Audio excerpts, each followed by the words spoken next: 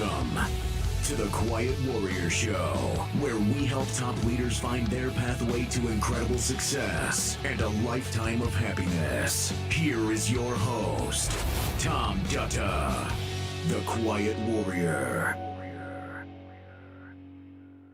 All right, everybody, welcome to the Quiet Warrior Show. My name is Tom Dutta, like Butta, and well, we're going to do something creative today.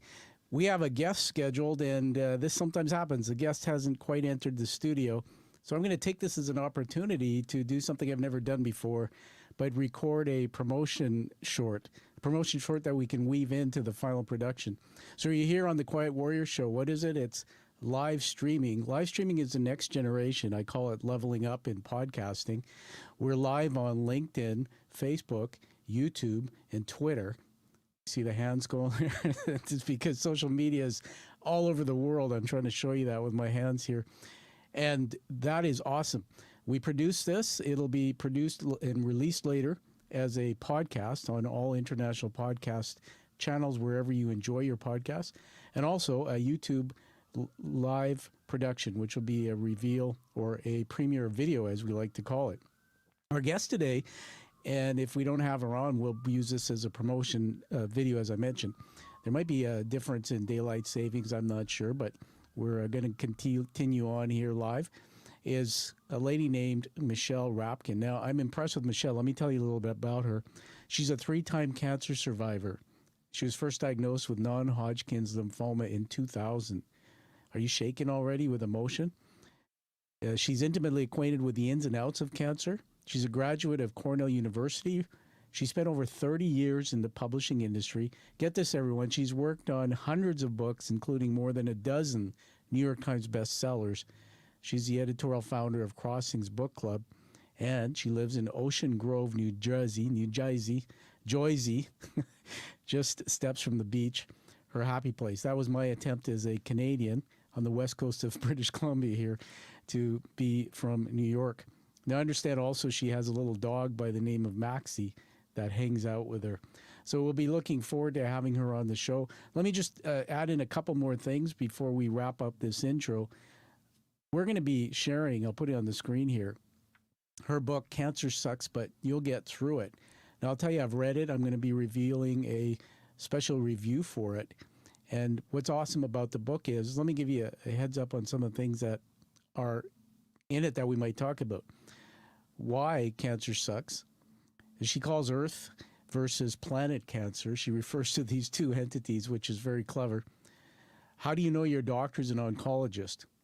How do you talk to your parents and your children? She's going to give us 10 tips for communicating. And also, there's a list in the book of 29 things. Everything I need to know I learned in treatment. And one of those that stood out for me was she learned to take time to listen to children.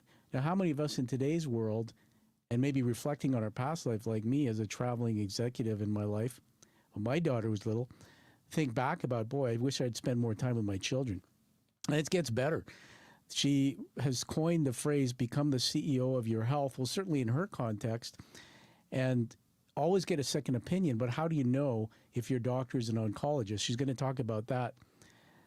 We get into other little nitty-gritties that maybe aren't as comfortable for those who have or haven't had cancer, I don't know, but hair loss, cold caps, cooling ice and gel, nausea. What's that all about?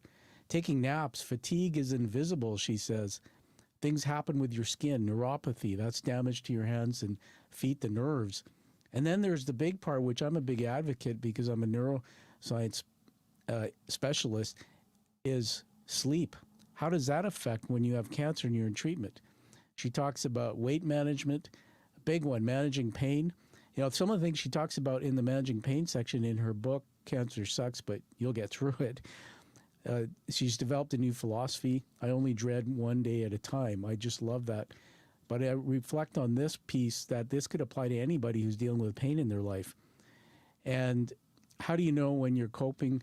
How do you know you're coping when you've never had cancer before? Think about that. That's a real evocative question, everyone. But that could be applied to other things in your life. How do you know that you're parenting your child when you've never had one? Are you doing it right?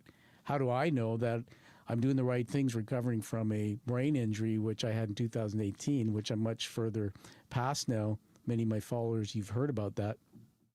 Mental health is a big one. When it's about mental health, we're talking about depression, anxiety, and these things are threads in everybody's story. But 3 times cancer, one of the biggest questions I have that I might be asking Michelle is, the bigger question is about, well, what's it like? Talk about your feelings, tears release toxins, etc. Chemo brain activities to counter that. There's a thread of faith in there. It just goes on and on and on. Handling the holidays, list of documents to prepare, humor, helping your friend alongside, staying with guests, going out. What do you do? And things to remember when you're down. Good things that will happen resulting from chemo. Think about that. Good things that will happen as you result from chemo. How's that even possible to have that mindset? And my biggest question is, do you ever go through this, especially if you've had multiple events like this, do you ever go through this wondering, hey, I'm just wondering, tell me about, how do you deal with it in your mind if you're wondering, will this even come back? Saying goodbye to treatment, that was in chapter 10 of the book, which I loved. And helter skelter, although the world is full of suffering, it is also full of overcoming it. Oh, that's Helen Keller, a quote in the book, got me thinking. Think about cancer returning, and there's a glossary of 4,000 terms. She's taken a bunch of terms out of that, put it in this book. This book is loaded with resources, a web product, websites, videos, children's books, and all of that. So it's absolutely phenomenal. So this will be something that we'll use as a promo video that we'll add into the show. And I'm going to need to check again to see if I have Michelle coming into the studio. One of the biggest challenges we have sometimes is with the guests coming in on a live stream is getting them in and set up on time. So I'm just checking my dashboard here, and I'm just going to, I see somebody down there. So maybe I'm gonna bring her on. And I just done something unique here and created a promo video for the live interview that, well, the guests must have strategized about that. I'll talk to you later about that one. The check will be in the mail. So we're going to bring her on the screen, everybody. All right, Michelle, welcome to the show. I just saw you there. Thank you so much. I'm so sorry. I had trouble. That's okay. Welcome to the show. Did you enjoy the promo video? Because yeah, the promo's great. All right, well, Michelle, we're going to get rolling right into it. So welcome to the Quiet Warrior Show. I've told everybody a bit about you. We've done the introduction, the promo. Right. As I edit and put this together for release, some of this little filler will be taken out. But what I want to do is I want to just set things up and get us into the first segment, Great. which I call this Plato's Garden. So everybody, I'm just going to play the bumper music for a minute. So Michelle, just stand by there while I put this on the screen. I'll explain this in a minute. So 3, 2, 1.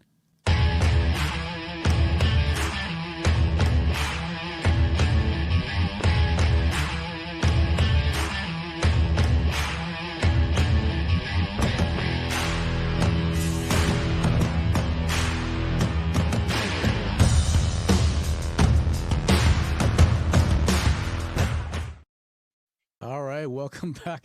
Now, you're probably wondering, what was that? Well, that was a bumper video I put together. And for those who are on the podcast, Michelle, who can't see the video, you'll be able to watch it when we do the YouTube premiere. I'm taking a doctoral degree in Middlesex University in London, and I've been involved in that since last September. And it's one of the bucket list things in my life. But why is that important is I've created this segment for the show called Plato's Garden. So we're going to put something on the screen here.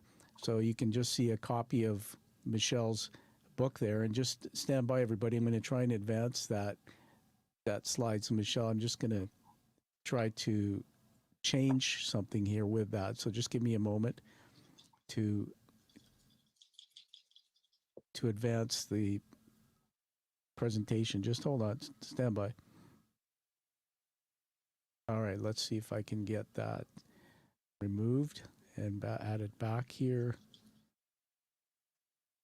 There it is. Whoops. Okay, let's do this one here. There it is. All right, so there's a copy of your book, Cancer Sucks, but you'll get through it. And so what is Plato's Garden? There's a picture, Michelle, if you've heard of Plato, many people, being an author, I'm sure you have. Sure. Yeah, so Plato's Garden back in 427 BC, 347 BC, was an Athenian philosopher during the classical period in ancient Greece, the founder of the Platonist school of thought and academy. The word academia, that's interesting. And the first institution of higher learning in the Western world. So what we talk about is we talk about the influences of context, and there's three words there, Michelle, and I'll just help you understand this so it's an easy conversation. There's the macro world. When we say macro, we talk about what was happening in the world around you as you started encountering this thing in your life called cancer, and it goes back, I know, many, many years for you. The second area is what we call meso. So what was happening in your industry or your profession? You may have been doing something with your life as a professional. And three is the micro, which is personal. What was going on in your life personally? And all of this together, if we do reflective thinking, it's called critical thinking, Michelle, we connect the dots in all these things. We really get a deeper meaning of you and your story. So I'm just going to lead you into this conversation and make it comfortable for you. So we're going to remove that off the screen for a minute. Why don't you just go back to the micro, which is about you. Go back in time and start at the beginning, where this all began in terms of your journey into this world you call planet Cancer. And what was going on in your profession, in the real world around that? Well, I was working as an editor at Random House. So I was very busy in that job because it's 24/7 almost, and you have to love it, which I do. I was also a newlywed. I got married at the age of 45, and my diagnosis came when I had just turned 47. Wow. So I was getting used to married life, which I was very happy about, but it was big. For the first time, I had to go home and make dinner for someone else instead of just have Cheerios. So there was a lot going on, and it was all good. Let me just jump in there and riff with you. So we're about storytelling here in Plato's Garden. So I want to first of all say thank you, and everybody that we're with Michelle Rapkin, who is an author, 3-time cancer survivor. We're here in Plato's Garden having a conversation. Michelle, going back to it took me back in my mind. You're 45 years old. You were diagnosed with your first cancer, which we'll get into, I'm sure, in more detail. And I like what you said about instead of serving Cheerios for yourself, you're having to cook dinner for somebody else. Yeah. Why don't you take us back into that moment of the diagnosis and what was that like to experience for the first time cancer? What did you go through? And how did you deal with communicating that to the person in your life or the people in your life? Okay. Can you hear me? I can, yes. Okay, good. Well, it was a total shock. Actually, I was having just a routine test with my general physician, and he said, everything looks good, except I found this little ulceration where it shouldn't be. So don't worry, don't call me, I'll call you. And 2 weeks later, the phone rang at the office, and it was my doctor. And honestly, I couldn't figure out why he was calling. And then he said, you've got to come back for more tests. And I actually said, well, I will, but not until you tell me why. And so he was forced really to tell me that I might have cancer, or I might just have some dead blood cells that didn't look so good. So I walked into 2 weeks of testing, and so I left the office right then to go for tests. And when I went home, I don't even remember telling my husband, but I'm sure I did. Really, I wrote in the book that I felt like I'd been dropped onto a planet where I didn't recognize the landscape or the living beings, and I didn't speak the language. It was just total confusion. Wow. First of all, I want to honor you and say thank you for sharing this. I'm sure you've had to share this story so many times, being a 3-time cancer survivor. And each time I can understand, especially understanding emotions and brain science, that in some ways you relive that emotion. in your book, there's so much. So do you have a copy of the book with you there? I do. Can you hold it up if you have it? Can you see me? I can. Oh, good, because I can't see you. Oh, Okay. well, there you go. So Cancer Sucks. Look at that. Perfect. It's a beautiful book. Thank And you. that just came out, right? Yeah, March 12th. Oh, amazing. And so I'm just checking on something here. We can edit this out, but you said you can't see me. So right now I see both of us on the screen side by side. You don't see me? No, something's going on. That's okay. Okay. We can talk. Might be a setting on your screen now. I hear a friend there. Is that Max? That's my friend Maxie? Maxie, my little dog, and Okay. she's Don't worry about you can sorry. you can put the book down again.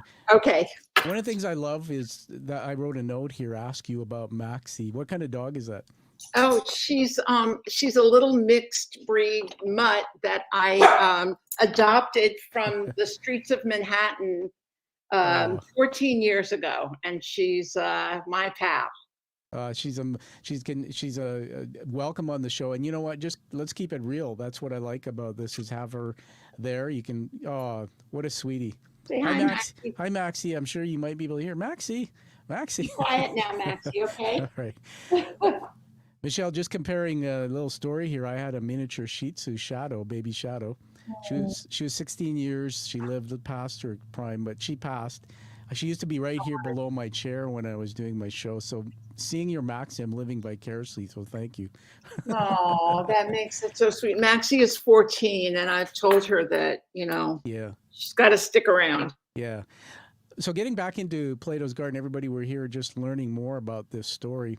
You, in the book, there's so many things I said at the beginning. There's a laundry list of things. We could spend 2 hours with you.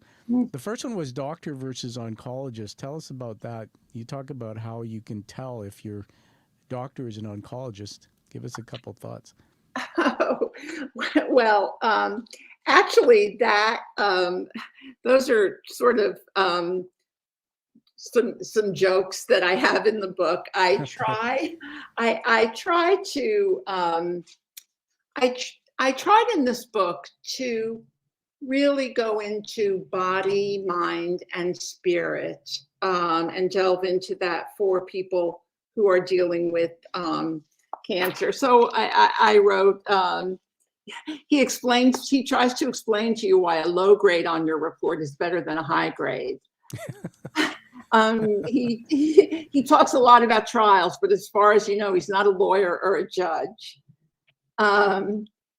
He asks you if you want to have a port, but he's not offering you a drink. So I try to keep some humor in this book too, but in the right places. There's a whole swath of emotions in this cancer journey. So I wanted to include them all. Well, thank you. And Michelle, one of the things I enjoyed, I've read the book cover to cover. I read the Kindle version. I actually use a reader because I have some visual impairment from my concussion. And one of the things I really enjoyed about it was the humor.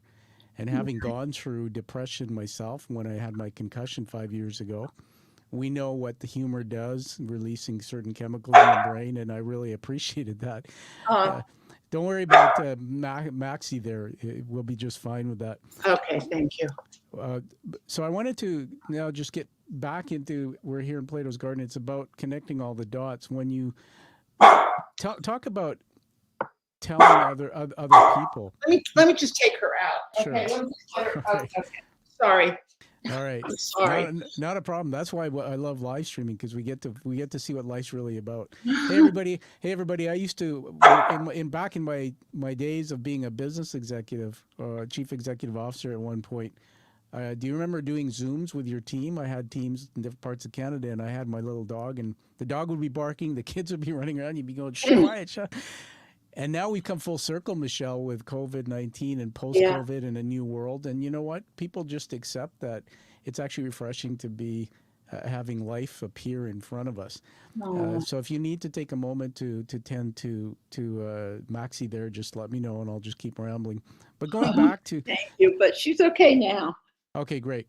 Going back to the book itself, there's a piece in there about telling others and then becoming the CEO of your own health. Yeah. Get a second opinion. Tell me a bit about that. Okay. Well, in terms of telling others, uh, I, I needed some time to absorb the news before I was ready to tell anyone but my husband. And that was okay. Yeah. The timing is right. You know when it's right, but the time does come when you need to tell others. And I suggest actually writing a few bullet points out, or having them in your mind. And if you're calling someone, this was before texting, of course, say, do you have a few minutes? Or give me a call when you have a minute to talk, because what you don't want to do is blurt out this huge, terrible news and have someone say, oh, I'm so sorry, but I have a house full of guests and we're eating. Can I call you back? So, um, you can say as much or as little as you want. You don't have to answer every question fully. Yeah. You can just to keep it in your control is the main thing. I didn't tell anyone until I knew for sure I had cancer because, and then I only told a few people because people do want to know how you're doing, but all of a sudden you're in the middle of all kinds of appointments and tests and hospital stays and this and that. And the last thing that you have time for is to answer a million texts or phone calls. So I started out small and enlarged my circle Thank you. as Yeah. things developed. Yeah. Thank you. Um, Everybody, we're here with Michelle Rapkin, the author of Cancer Sucks, but You'll Get Through It, and three-time cancer survivor. Michelle, I'll get you back into that story again. One of the things I just wanted to riff on about what you just said is I think I read somewhere in the book that there is a period of time where there is a diagnosis or there's testing and things, but you don't quite have the real goods yet. yeah. So how does that play into when you tell somebody? Some people would say wait. Some people would say wait till you have all the facts or what the second opinions and all. Well, yeah. For one thing, you don't want to worry people unnecessarily. My doctor said it could be cancer or it could be nothing. It could be just a little irregularity. So, but also, it's the more you know, the more you want to keep the conversations down anyway. You've got too many other things going on. So, telling people should be totally in your control. That's really Thank the, you. the main point. Thank you for sharing that. That's so helpful. And I was thinking about the threads in this book about how there's so many things in the book, as I mentioned up front in the intro, that you could apply to other parts of your Yeah. life. Yeah. This is one of them. It could be not just about your own diagnosis, but maybe something else that's as significant as this. Just going to add to the screen here. You can see my other camera in the studio here. I've got a piece of a book here. I've got copious notes from this book, everyone, and so I'm just going to refer to it. You said something about CEO of your health. Tell us, what do you mean by that? Well, to be honest with you, I feel like this is overall, in terms of the macro, Yeah. I feel like this is one of the most important parts of the book. So there I am with all of a sudden my body has betrayed me. I'm powerless over it. I don't have as much control over my time because I'm always at appointments or being poked and prodded. I don't even have control over what I'm wearing. I'm usually wearing somebody's hospital gown.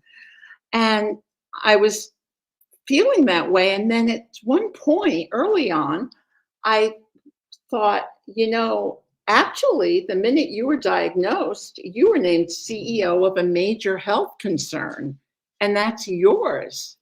And nobody has more to gain or to lose than you do here. And so you're not powerless. You actually have, like it or not, you have been put in a very powerful position. And that sounds really daunting, but in fact, to be a good boss, you do your homework. You make sure that you learn what you need to know. then you hire the best experts in the field that you are going to be pursuing for your treatment.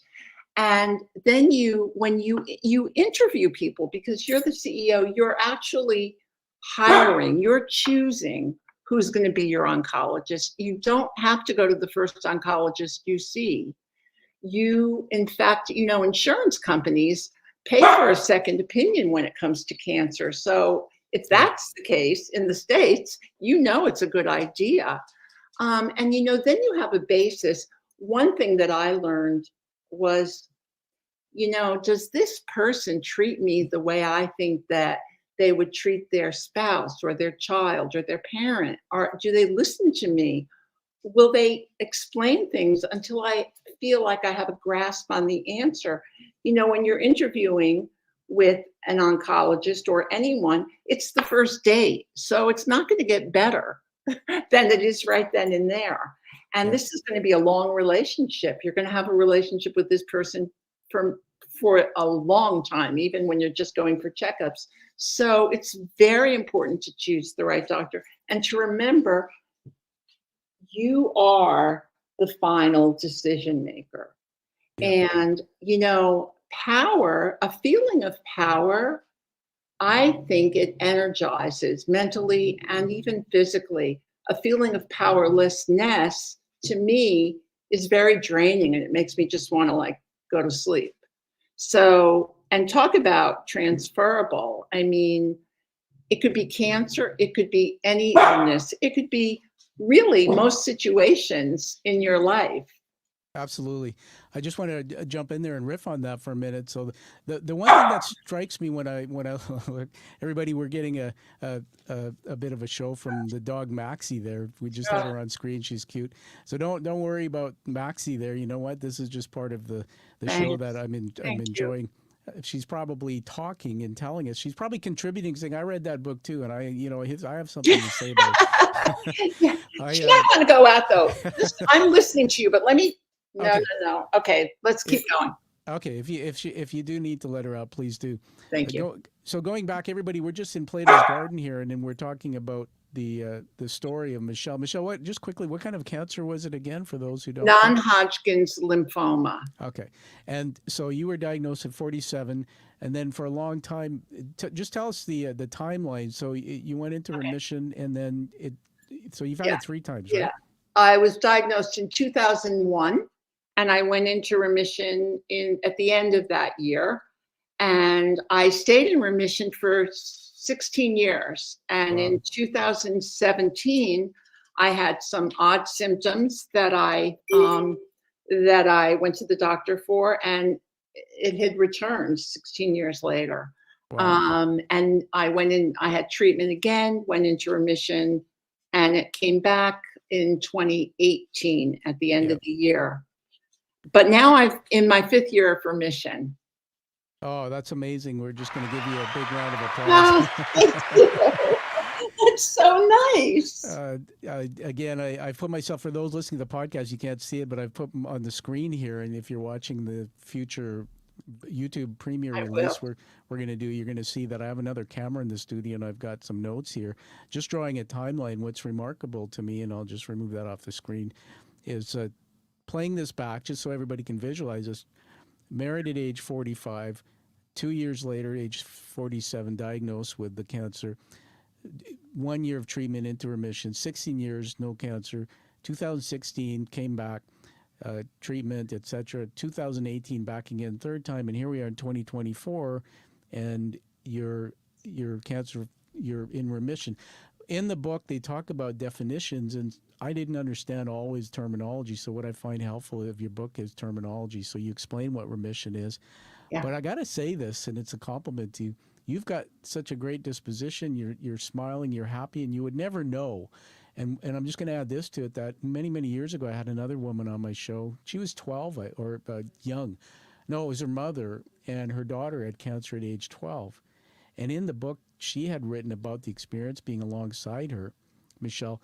Her daughter just didn't believe she had cancer. Her daughter was like that little dancing around, happy-go-lucky. So there is a big part of this for mental health and mindset too, right? that Absolutely. what you believe you can manifest. Tell us about that, because you obviously, even when I've introduced you, you said, I'm here and everything is great. Tell us about how do you keep that mental mindset when you have in the back of your mind sometimes, do you think this will happen again? Yeah. Well, going back to the very beginning, when there were 2 weeks where I might have cancer or I might be fine, I Yeah. started out so worried. I would close my office door and just go through the web, and just I just read everything there was about, because I knew it could be non-Hodgkin's. And then I would go home and just go through the motions. And I had this thought, Michelle, in 2 weeks you're going to get an answer. And if if you do have cancer, you've just added 2 weeks to your bad phase because you've worried for 2 weeks. If you don't have cancer, you've just wasted 2 perfectly good weeks. And the outcome is not impacted either way. It's going to be the same. Yeah. And that really helped me, and it still does. Which isn't to say that I don't worry, but I've got some techniques for my worry to deal with it. But for the most part, if I'm healthy, I have a roof over my head. My mind is working. It's a good day, and shame on me if I don't appreciate that. Thank, thank you for sharing that. In the book, everyone, Michelle, let's give another plug. Hold that book up again so we can see it on screen. There it is. Just read out the title. We love to hear the author read their own title. Cancer sucks, but you'll get through it. Trust me, I've been there. Okay. I'm going to do something here. You can't see it, but I'm going to add to the stage the actual Kindle version of the book. So everybody, you can see if you're in, buy the book, and Michelle will tell us in the end where to get it. But she's signed a copy that I'll be receiving soon. But I had to buy Kindle. But I want to go to just the beginning. You can see the contents here. Michelle, I'll just ramble for a minute. Introduction, just diagnosed. You've just been named CEO. Part 3, your body. Part 4, your mindset. 5, humor. 6, well-meaning family, friends, strangers. 7, staying home and going out. 8, top 10 lists. There's some cool lists in there about, for example, music to have, chemo by, movies to entertain, complementary and integrative therapies, survivor, saying goodbye to cancer, and it just incredible. So I just want to bring us back, take that off the screen here. It is such a treasure trove of resources. Before we go further with the story and a couple pieces from that list, you wrote this book. I also noticed in researching you, this name Terry Whalen had popped up, who I actually kind of know. You've been in the publishing industry a long time. Why? What level of pain, frustration, anger, hope? What was the emotion you went through where you said, "Darn it, I'm going to write a book about this"? And why did you do it? And what do you intend with that?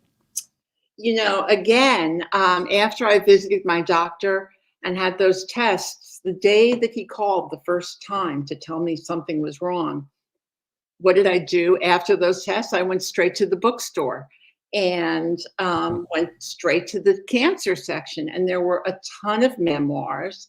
There were a number of books about specific cancers that were very medical, heavy duty, but there was nothing there that just said, oh my gosh, how do I find an oncologist? What questions should I ask? How do I tell my family?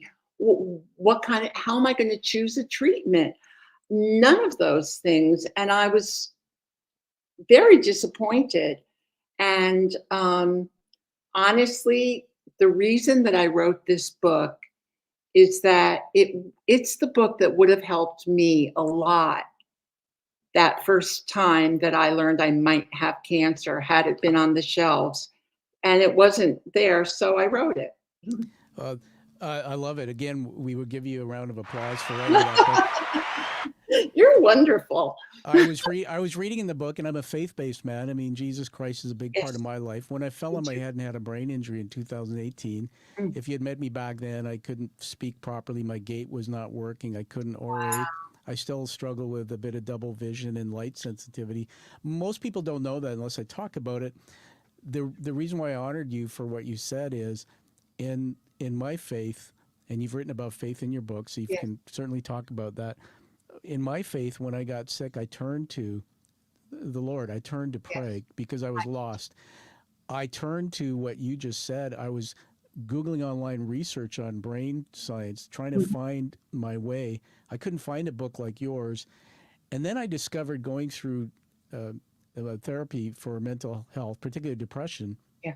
that one of the things that is really important, that you can find your way to the other side of things if you connect to people, but you find something purposeful to be in service to others. Yeah. And I'd like you to talk about that when I give it back to you, Michelle. Is that when I hear about the book you did, here's what I want to say to you to honor you.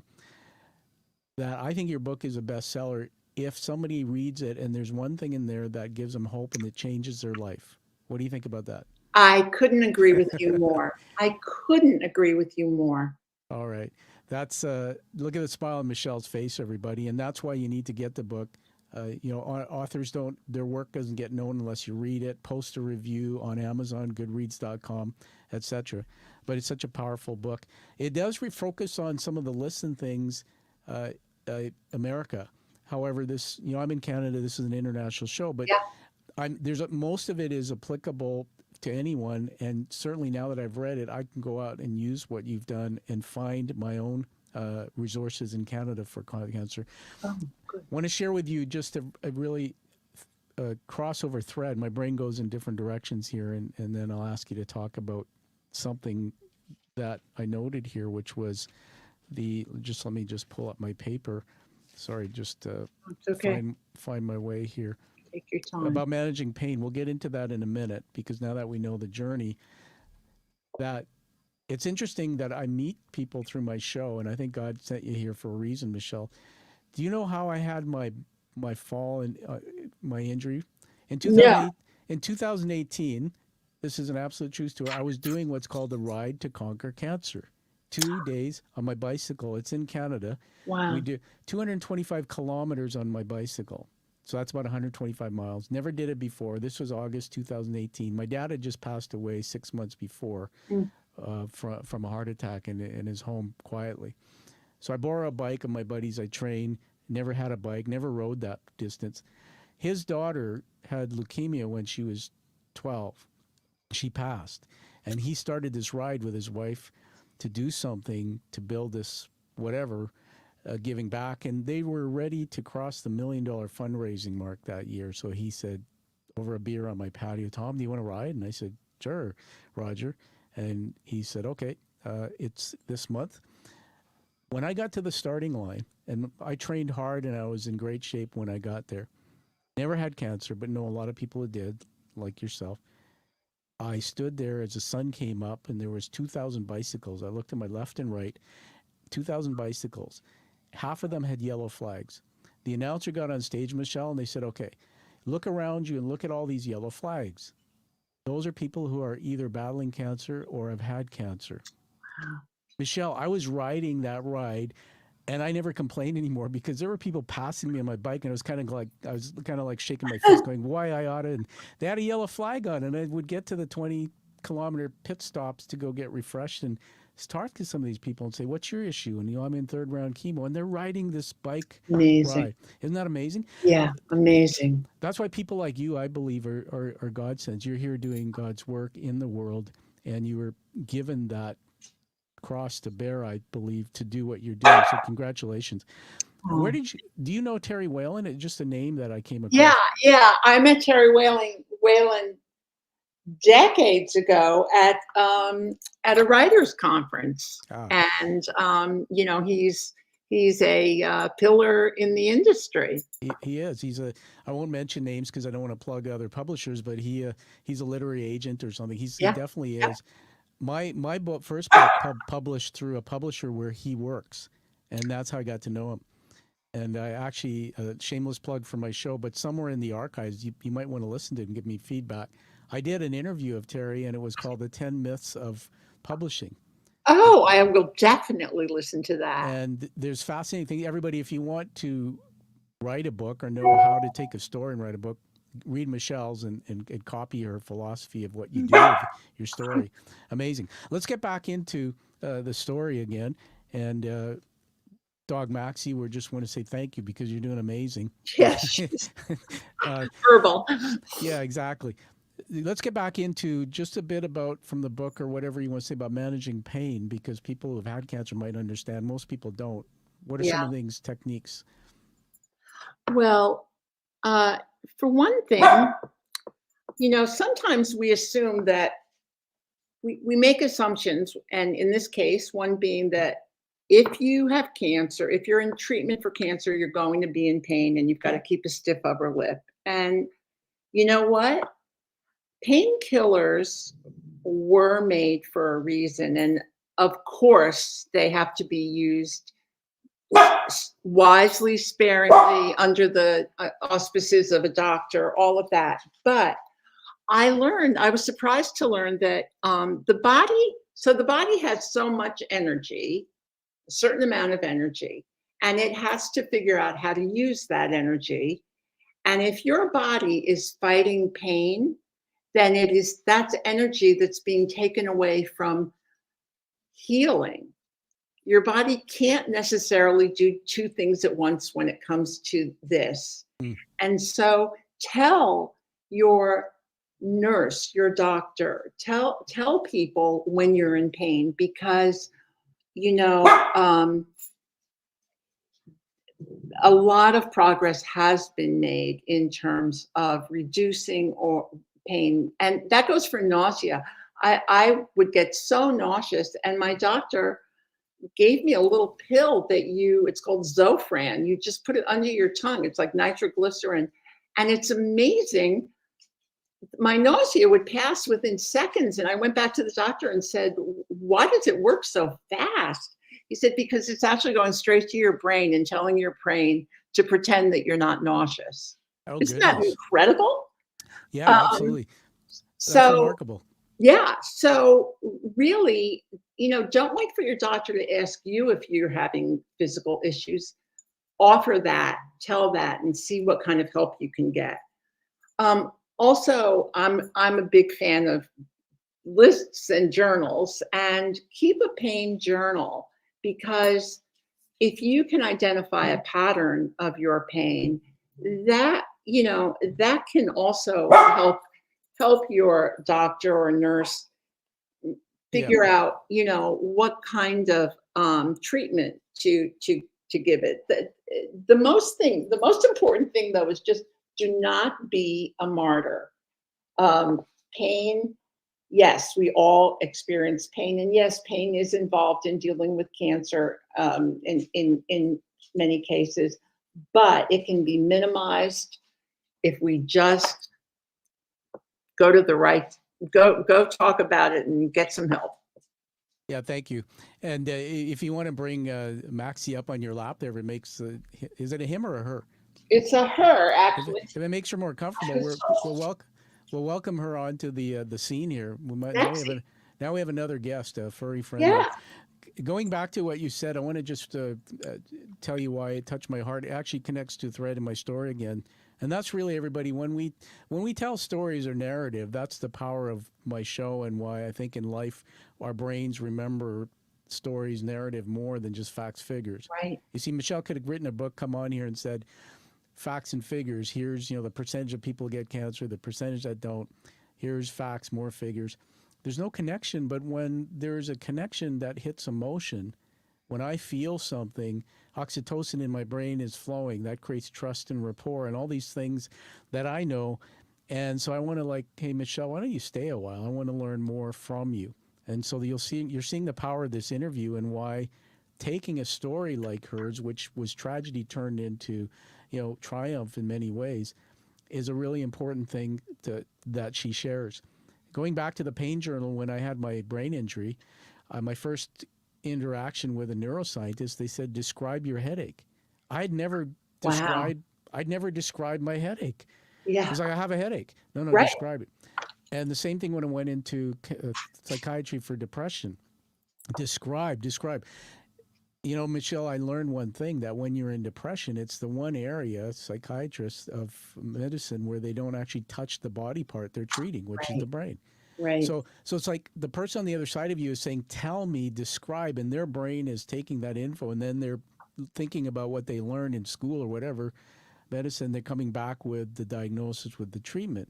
See, I never thought that way before. So one of the things everybody in the book, it talks about, Michelle mentioned, was about pain journal. You said, I wrote this down here, you said pain journal 1 to 10, label it 1 to 10, which is exactly what I had to do. I had to label headaches as, are they medium, mild, or extreme? And then I had to be able to say things like, the headache radiates in a band around my head. Mm.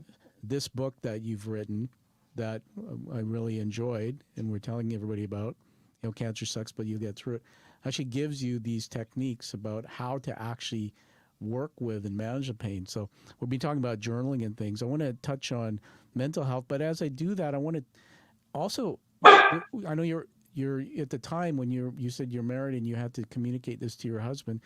Just tell us, if you're comfortable, how did you walk alongside somebody in your life who's your husband? Is he still with you, or?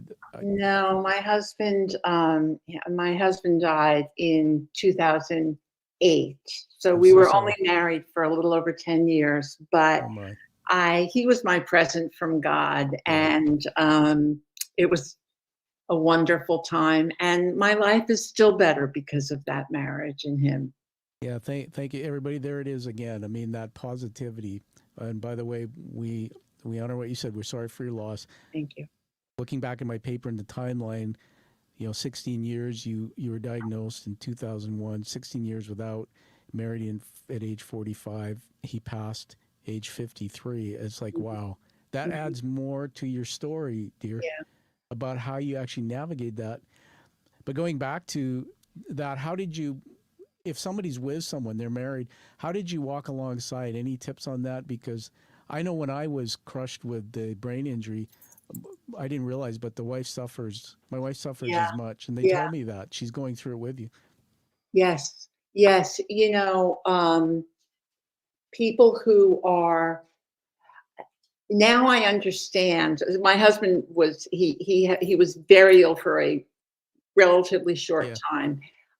But it was during that time that I understood, when you really love somebody, you go, I wish it was me. Like, there's nothing you can do for that other person, Yeah. in terms of, a magic bullet.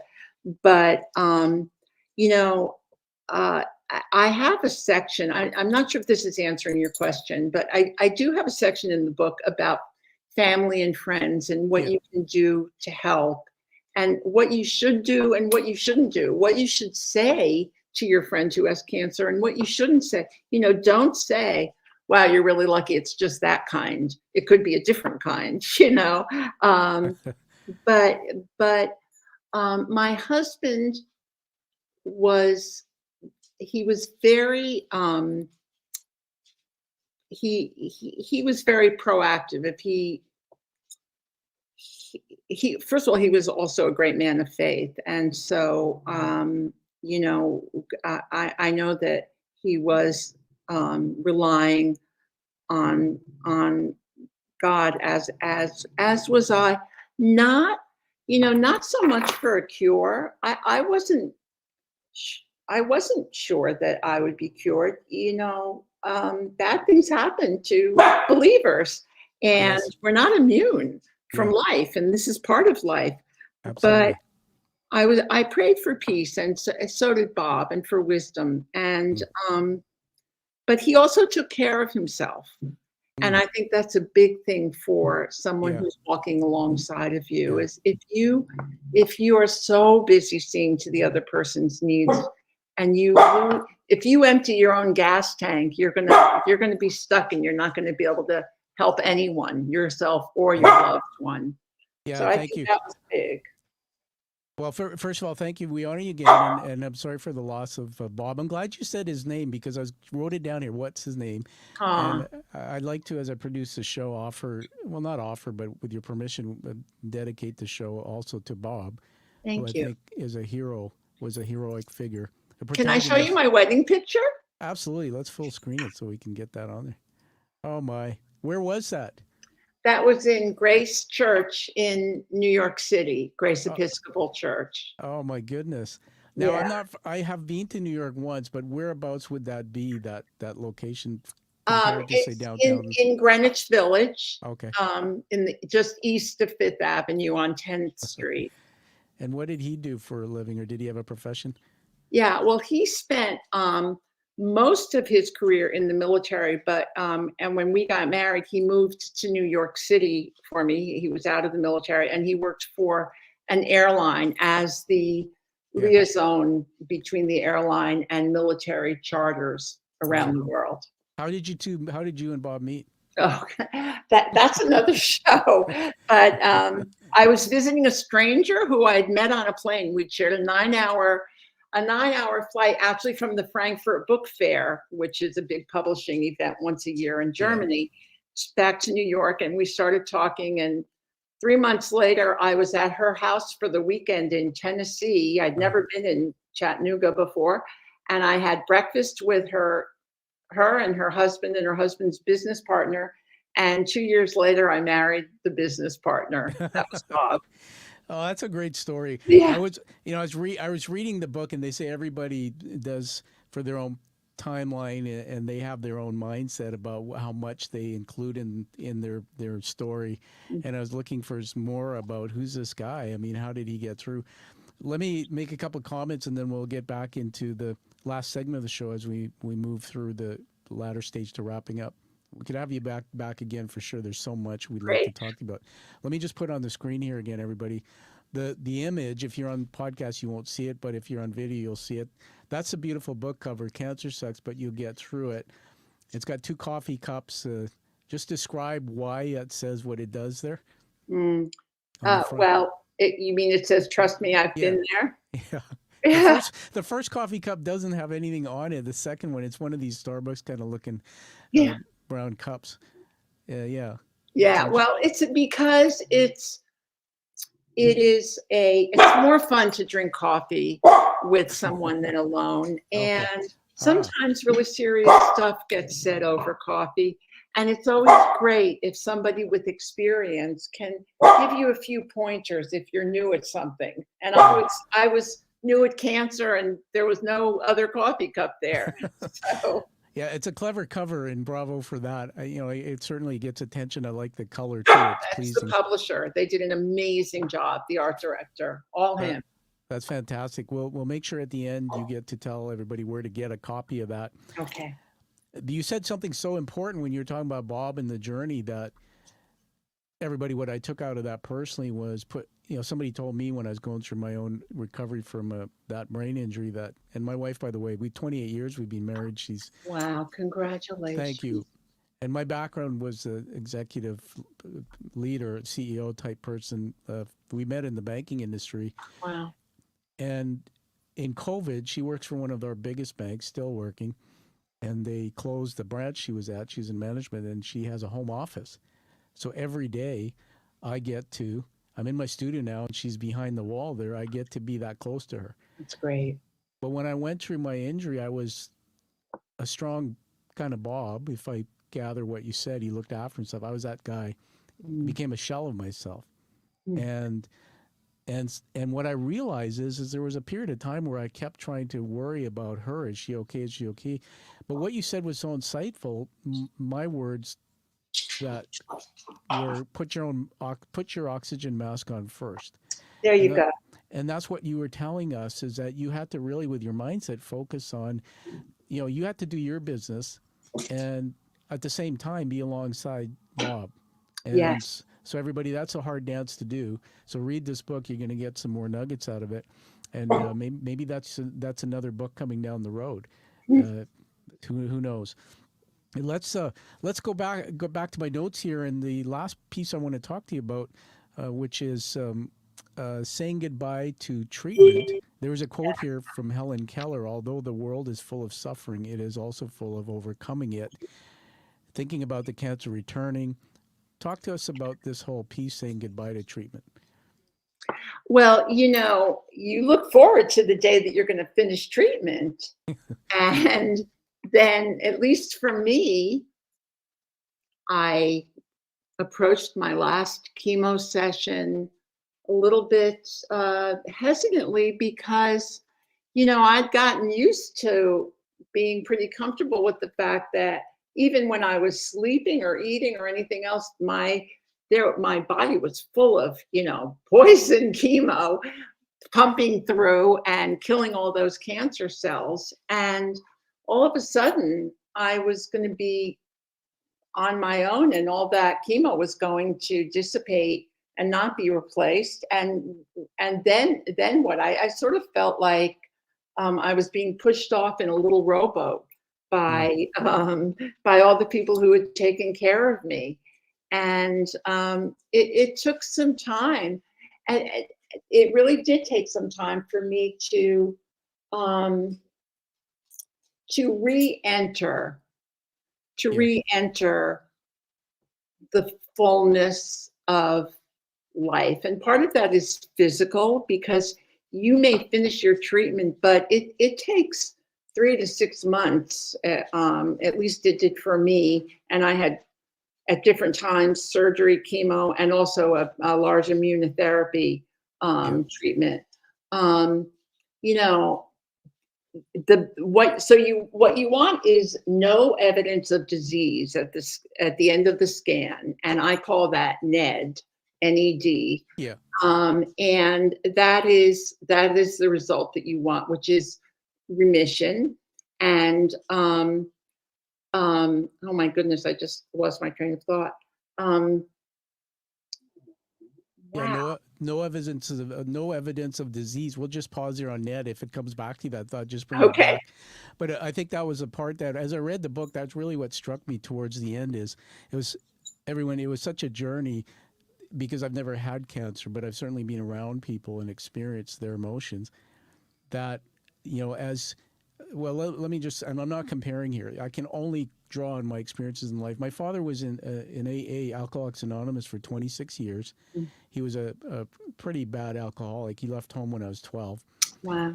And I remember saying to my dad one time, because we only reconnected just before he died, and every day, did you ever think that, the disease is always there, but that you would be back, in those horrible moments, that you would fall off the wagon? And cancer, I was just trying to figure out in my head, oh my gosh, I worry too much. Just so you know, these muscles in my face, when I smile, they get sore, because I don't smile a lot. And it's my personality. And my wife always tells me that. She says, some days you're miserable. And I go, yeah, I'm proud of it. That's who I am. I wear it on my sleeve. But Michelle, it's such a gift. But that was what I was thinking about as the end of the book came, about how remarkable it is. But that's the power of faith. It's the power of mindset. Everything you taught in the book, everybody, just hear me on this, that you can change in a heartbeat what you think and how you feel. And you're looking at somebody here, I think, who is remarkably able to do that. And so that's why you need to learn from Michelle and her story. And there's others out there that, I'm sure that are nodding, who've been through this. As we move to giving you the last word, is there anything you want to say to the audience? Words of wisdom, advice, tip, little story, anything at all, as we move to wrapping up, Michelle? Oh, wow. Gee, I just want to say that,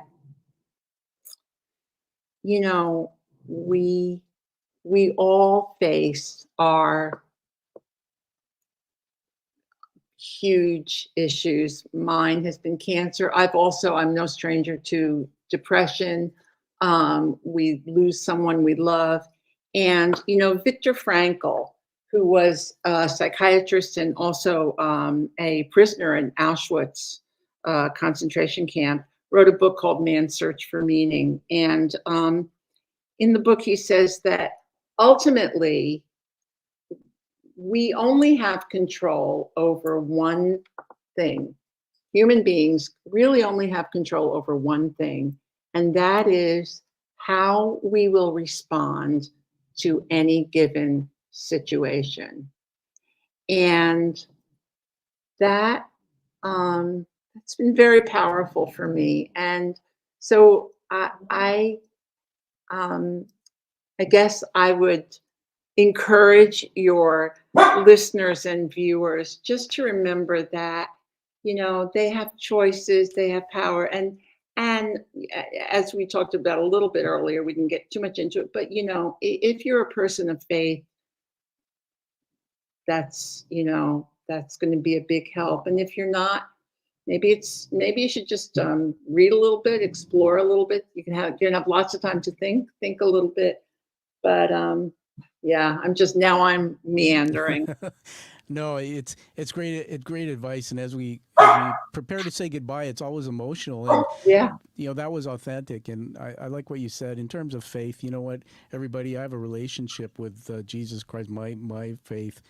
Everybody has a relationship with their own faith, whether you are or not, doesn't matter. You said something really insightful, Michelle. You said start reading. It was actually through the loss of my dad and then my brain injury that I picked up a Bible since I was a kid.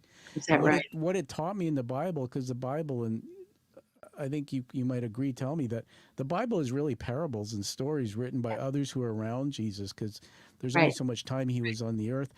And you know what? By reading it, they call it the Word. It taught me how to be kind, be forgiving, love people. I never saw that demonstrated by my father.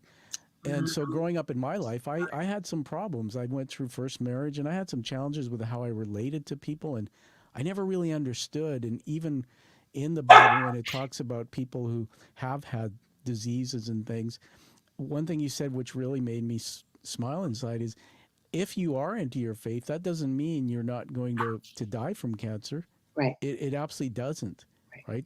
The Right. faith doesn't promise that. So Right. pick up the Bible, or if you can, everybody, and just read it. But now I want to move to the last segment, to where we're going to honor you. And I'm already getting used to Maxie there. And I don't Good. find it hard to say goodbye. I mean, I'm not going to edit anything out of the show when it comes to Maxie, because that's Oh, Max, did you hear that? because you know what will happen. This will be playing in households all over the world, I'm sure, and there'll be dogs going like, Who's that? and they'll be hearing Maxie out there. So I'm going to put another camera on the screen here again, and this time I'm going to see if you can see this. So you're getting an award today. I don't know if you knew that. No, I didn't. All right.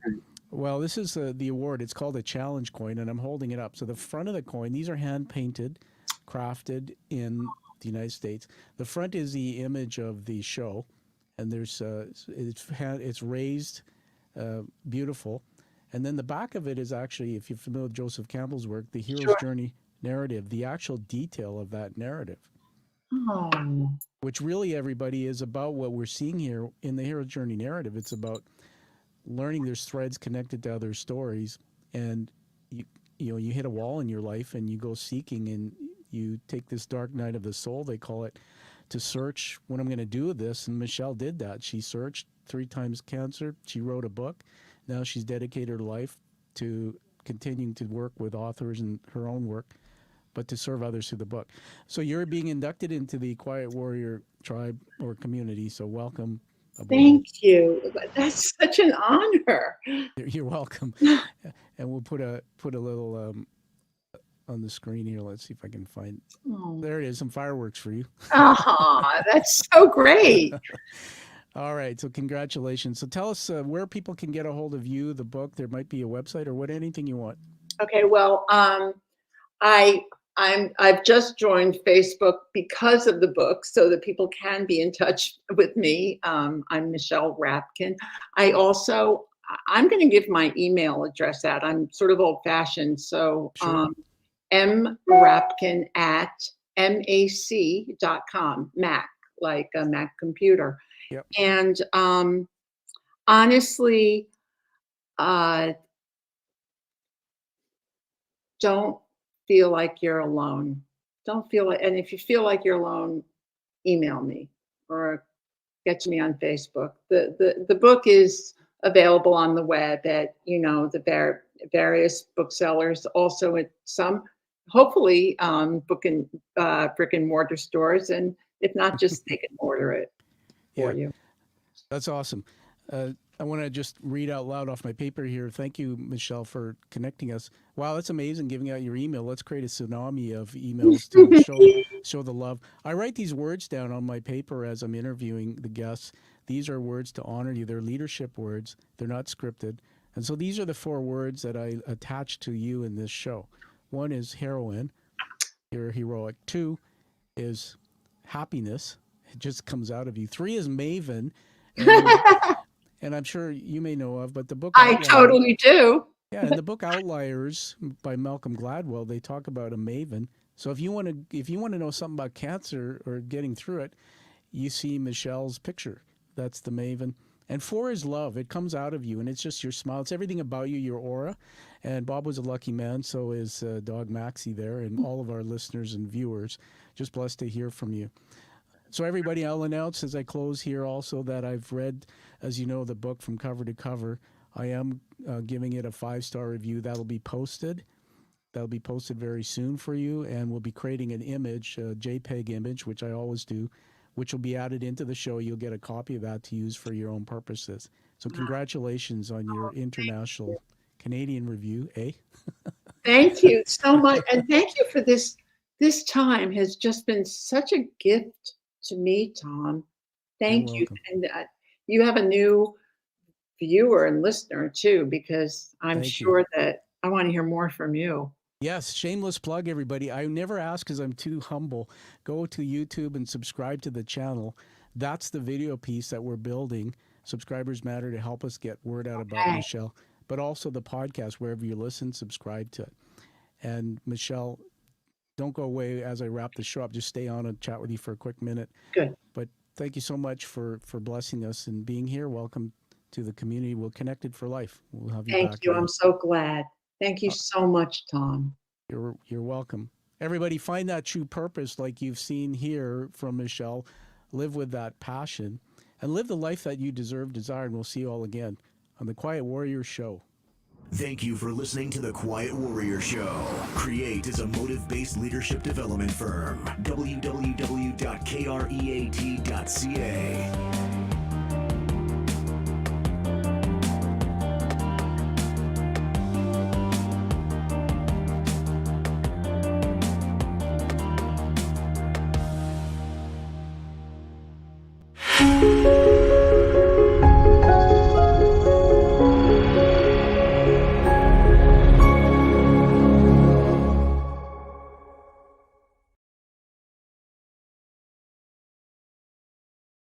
It's offline now, so I'm ending the stream.